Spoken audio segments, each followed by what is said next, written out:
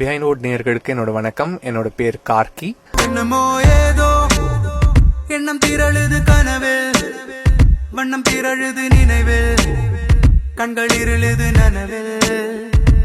என்னமோ ஏதோ முட்டி முளைக்குது மனதில், வெட்டி எறிந்திடும் நொடியில், முட்டு அவிழுது கொடியில்.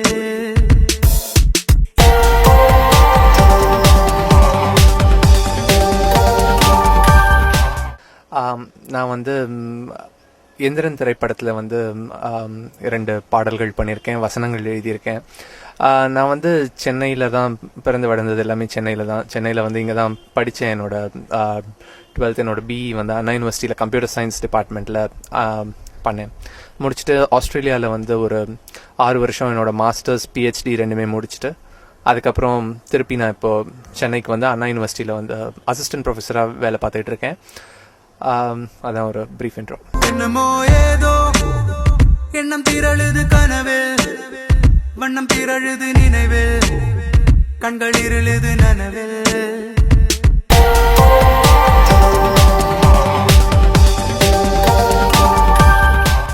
சினிமாக்குள்ளே வரணுன்ட்டு முன்னாடி ரொம்ப ஐடியா இல்லை. படிச்சுட்டு இருந்த சமயத்தில் அது மாதிரி சமயங்களில் ரொம்ப ஐடியா இல்லை. ஆனால் ஆஸ்திரேலியாவிலேருந்து முடிச்சுட்டு வர சமயத்தில் ஏதாவது ப்ராஜெக்ட்ஸ்லாம் பண்ணலாமா, க்ரியேட்டிவான ப்ராஜெக்ட்ஸ் ஏதாவது பண்ணலாம் அப்படின்ற மாதிரி ஒரு ஐடியா இருந்துச்சு. அப்போ இங்கே நான் ட்ரை பண்ணிகிட்டு இருந்தேன். இதெல்லாம் பண்ணலாம், இப்படிலாம் எழுதலாம் அப்படின்ற மாதிரி பார்த்துக்கிட்டு இருந்த சமயத்தில், முயற்சி பண்ணிட்டு இருந்த சமயத்தில் தான் இப்போ எந்திரனில் இது மாதிரி ஒரு சயின்டிஃபிக் ப்ராஜெக்ட் ஒன்று, சயின்ஸ் ஃபிக்ஷன் ஒன்று நடக்குது அப்படின்னு சொல்லிட்டு நான் பார்த்தேன். ஷங்கர் சார் அப்ரோச் பண்ணி அவர்கிட்ட இது மாதிரி பண்ணணுன்ட்டு ஆசை இருக்குன்னு சொல்லிட்டு சொன்னேன். அவர் அந்த வாய்ப்பு கொடுத்தாரு எனக்கு பண்ணுறதுக்கு.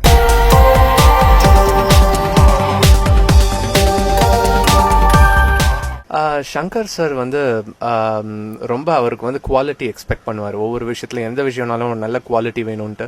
அதுவும் ஒரு விஷயம் எந்த ஒரு சின்ன டயலாகாக இருந்தாலும், ஒரு பாட்டு வரியாக இருந்தாலும், அது எல்லாருக்கும் புரியணும். எத்தனை பேருக்கு அது புரியும், ஒவ்வொருத்தங்க அதை எப்படி எல்லாம் பார்ப்பாங்க, அந்த வரியை, அந்த டயலாகை எப்படி கேட்பாங்க, என்ன புரிஞ்சுப்பாங்க அப்படின்னு சொல்லிட்டு யோசிச்சு அவங்க பண்ணுவாங்க.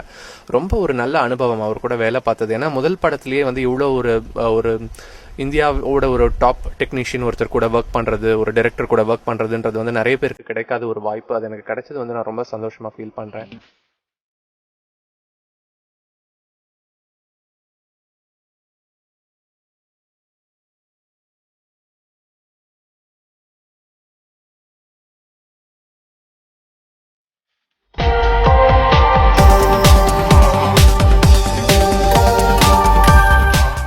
ரஜினி சார் நான் ஒரு 2 வாட்டி தான் அந்த படத்தில் ஒர்க் பண்ணுற சமயத்தில் சந்திக்க வாய்ப்பு கிடைச்சது. ஒரு வாட்டி ஒரு டப்பிங் சமயத்தில் அவர் கூட இருந்தேன். சில அந்த டெக்னிக்கல் விஷயங்கள்லாம் எப்படி சொல்லணும் அப்படின்னு சொல்லிட்டு அந்த டப்பிங் பேசும்போது கூட இருந்துட்டு அந்த விஷயத்தில் ஒர்க் பண்ணியிருந்தேன். அவரும் ரொம்ப அப்ரிஷியேட் பண்ணார். ரொம்ப நல்லா பண்ணியிருக்கீங்க, டயலாக்ஸ் எல்லாம் ரொம்ப பிடிச்சது, படத்தோட கிளைமேக்ஸ் டயலாக் ரொம்ப பிடிச்சதுன்னு சொல்லிட்டு அப்ரிஷியேட் பண்ணார். ரொம்ப மோட்டிவேட் பண்ணுற மாதிரியான ஒரு டீம், ரொம்ப ஒரு ஸ்மார்ட்டான டீம். அந்த டீமில் முதல் படம் ஆரம்பித்தது எனக்கு ரொம்ப ஒரு பெருமையான ஒரு விஷயம்.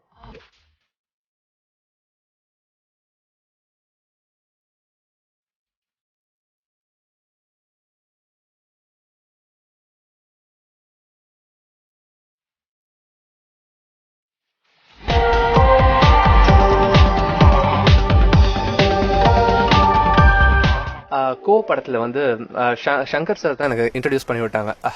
ஹாரிஸ் சாருக்கும் KV ஆனந்த் சாருக்கும் இது மாதிரி எழுதியிருக்காப்புல, ரொம்ப நல்லா வரும்ன்ட்டு. நான் இந்த கோ பாட்டு என்னமோ ஏதோ சாங் எழுதி 1 வருஷம் ஆகுது. ஆல்மோஸ்ட் ஜனவரி 2009 எழுதின பாட்டு அந்த பாட்டு. அப்போ ஒரு சுச்சுவேஷன், ரொம்ப சிம்பிளான சுச்சுவேஷன். ஒரு ஃபோட்டோகிராஃபர் அந்த ஃபோட்டோ பத்திரிகையில் ஒர்க் பண்ணுறாரு. அவர் அவருக்கு காதல் வருது. அப்போ அந்த காதல் வரும்போது எல்லாம் குழப்பமாக இருக்குது. வருதா, காதலா இல்லையான்னு தெரியல. அந்த பொண்ணு வரா, பக்கத்தில் வரா, திருப்பி தூரத்தில் போயிடுறா. எதுவுமே புரியாத ஒரு சுச்சுவேஷனாக இருக்குது. இந்த குழப்பங்கள் எல்லாத்தையும் பதிவு பண்ணுற மாதிரியான ஒரு பாட்டாக இருக்கணும் அப்படின்னு சொல்லிட்டு KV ஆனந்த் சார் சொன்னாங்க. அதுக்கு ஒரு டியூன் கொடுத்துருந்தாரு ஹாரிஸ் சார். அந்த டியூன் கேட்ட உடனே நான் ஹாரிஸ் சாருக்கு ஒரு டெக்ஸ்ட் பண்ணேன். ரொம்ப அடிக்டிவான டியூன் சார், இது ரொம்ப நல்லா வந்திருக்கு டியூன், நல்ல வேர்ட்ஸ் நான் கொண்டு வரேன், லிரிக் நான் ட்ரை பண்ணுறேன்னு சொல்லிட்டு அதுக்கப்புறம் ஆரம்பித்தேன். ஒரு 1 or 2 days ஒர்க் பண்ணி இந்த லிரிக் கொண்டு வந்திருந்தோம். என்னமோ ஏதோ எண்ணம் திரழுது கனவில், வண்ணம் பிறழுது நனவில், கண்கள் இருழுது நினைவில்ன்ற மாதிரியான பாடல் ஆரம்பிக்கும். அந்த பாடலில் நிறைய இந்த ஃபோட்டோகிராஃபிக் டேர்ம்ஸ் அங்கங்கெல்லாம் கொண்டு வரலாம். அந்த வண்ணப்பிறழ்ச்சி அப்படின்றதெல்லாம் அந்த ஃபோட்டோகிராஃபிக் டேர்ம்ஸ். அதே மாதிரி அதில் ஒரு கேட்ச் ஃப்ரேஸ் ஒன்று வரும் அந்த பாட்டு முழுக்கவே. ஏனோ குவியமிலா குவியமிலா ஒரு காட்சி பேழை, ஏனோ உருவமிலா நாடு அப்படின்றது. அந்த கேட்ச் ஃப்ரேஸ் வந்து குவியம்ன்ற வார்த்தை வந்து நிறைய பேர் வந்து என்கிட்ட கேட்குறாங்க என்ன அர்த்தம்னு. அந்த குவியம்ன்றது வந்து ஃபோக்கஸ்னு அர்த்தம். குவியம் இல்லா அப்படின்றது அவுட் ஆஃப் ஃபோக்கஸ். ஸோ ஒரு ஃபோட்டோகிராஃபரோட கன்ஃபியூஷன்றது வந்து ஒரு அவுட் ஆஃப் ஃபோக்கஸ் அப்படின்ற மாதிரி பார்த்தேன். எதுவுமே ஃபோக்கஸில் தெரியல. காட்சி பேழை அப்படின்றது வந்து எதுனாலும் குறிக்கும். ஒரு டிஸ்பிளே யூனிட்டை குறிக்கும். ஒரு டிவி மானிட்டரையோ இல்லை ஒரு கம்ப்யூட்டர் மானிட்டரோ இல்லை வந்து ஒரு கேமராக்கு பின்னாடி இருக்கிற அந்த சின்ன ஒரு டிஸ்பிளே மாதிரி ஒன்று தெரியும் இல்லையா, அந்த டிஸ்பிளேயோ எதனாலும் குறிக்கலாம். அவன் அந்த ஃபோட்டோகிராஃபர் அவனோட உலகத்தையே அந்த ஒரு சின்ன டிஸ்பிளே யூனிட்டாக பார்க்குறான். அந்த டிஸ்பிளே யூனிட்ல எதுவுமே ஃபோக்கஸில் இல்லை ஏன் அப்படின்னு சொல்லி கேட்குற மாதிரி தான் அந்த பாட்டு. ஏனோ குவியமிலா ஒரு காட்சி பேழை அப்படின்ட்டு. அந்த பாட்டில் எனக்கு ரொம்ப பிடிச்ச வரி வந்து அந்த பாட்டோட இறுதியில் வர வரி, நிழலை திருடும் மழலை நானும் அப்படின்னு சொல்லிட்டு ரொம்ப முடிப்பாப்ல. ஸோ என்னோட வேலையில வந்து ஒரு ஃபோட்டோகிராஃபரோட வேலையை நிழலை கேப்சர் பண்ணுறது தான். ஸோ ஒரு நிழலை திருடுற ஒரு குழந்தை மாதிரியான ஒரு மனநிலையில தான் நான் இருக்கேன். எதுவுமே எனக்கு சொந்தம் இல்லை, வெறும் நிழல் மட்டும்தான் எனக்கு சொந்தன்ற மாதிரி முடிக்கிற மாதிரி அந்த பாட்டு வரும். ஒரு சோகமும் காதலும் சேர்ந்து இடையோடுற மாதிரியான ஒரு பாடல். அந்த பாடலுக்கு வந்து வாய்ப்பு கொடுத்ததுக்கு வந்து பெரிய தேங்க்ஸ் வந்து கேவி ஆனந்த் சாருக்கும் ஹாரிஸ் சாருக்கும் சொல்லிக்கணும்னு ஆசைப்படுறேன். நிழலை திருடும் மழலை நானும் ஏதோ எண்ணம் திரழுது கனவு.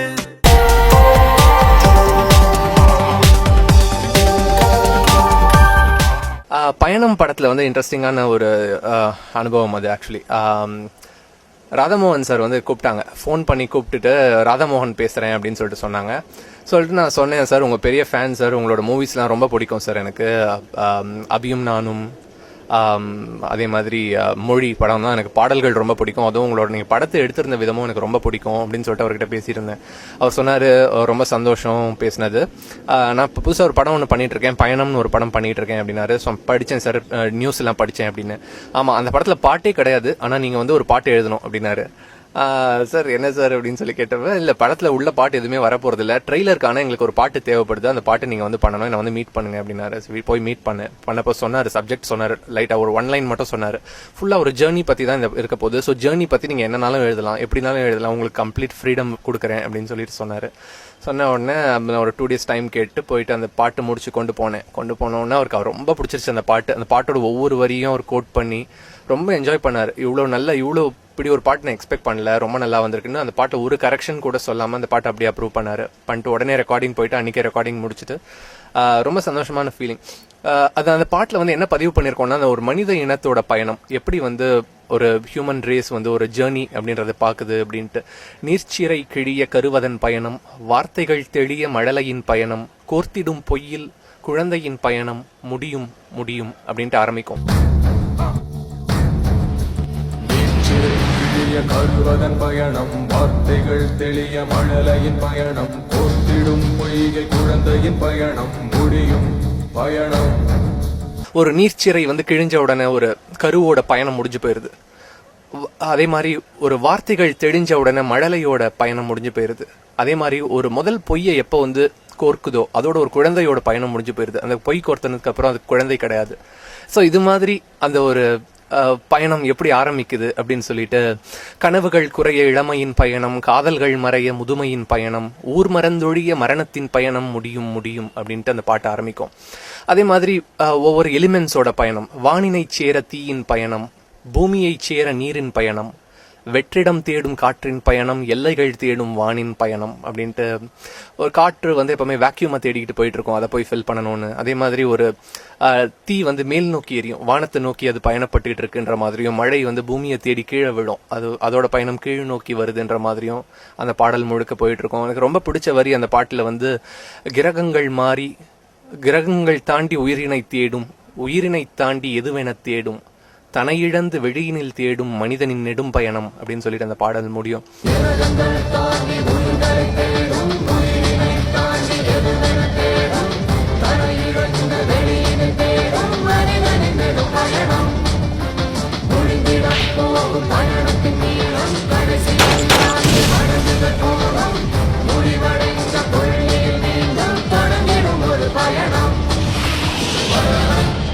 ஸோ மனிதனோட பயணம் வந்து ஏதோ கிரகங்களை தாண்டி உயர தேடிட்டு இருக்கு, உயரை தாண்டி உயிருக்கு அப்புறம் என்னன்னு சொல்லி தேடிட்டு இருக்கு.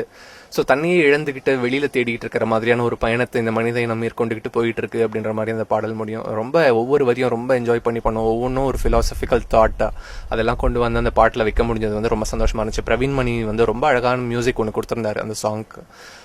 அந்த பாடல் வந்து அந்த படத்தோட ரொம்ப ஒன்றி போச்சு அப்படின்ட்டு தான் நினைக்கிறேன். அந்த படத்தோட டைட்டில் அந்த பாடல் வருது.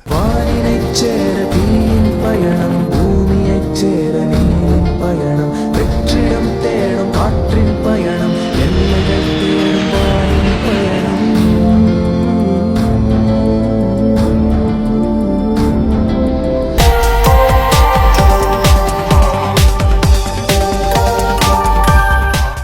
பேரண்ட்ஸோட இன்ஃப்ளூயன்ஸ் நிறைய இருக்கு, கண்டிப்பா இல்லைன்னு மறுக்க முடியாது. ஜெனட்டிக்கல் இன்ஃப்ளூயன்ஸ் கண்டிப்பா இருக்கு. அம்மாவோட சைட்ல இருக்கிற ஜீன்ல ஃபுல்லா அகாடமிக் லைன்ல போயிட்டு இருக்கேன். அப்பாவோட சைட்ல இருக்கிற ஜீன்ல ஃபுல்லா கிரியேட்டிவிட்டி, அந்த சைட்ல கவிதைகள் பாடல்கள்ன்ற சைட்ல போயிட்டு இருக்கேன்.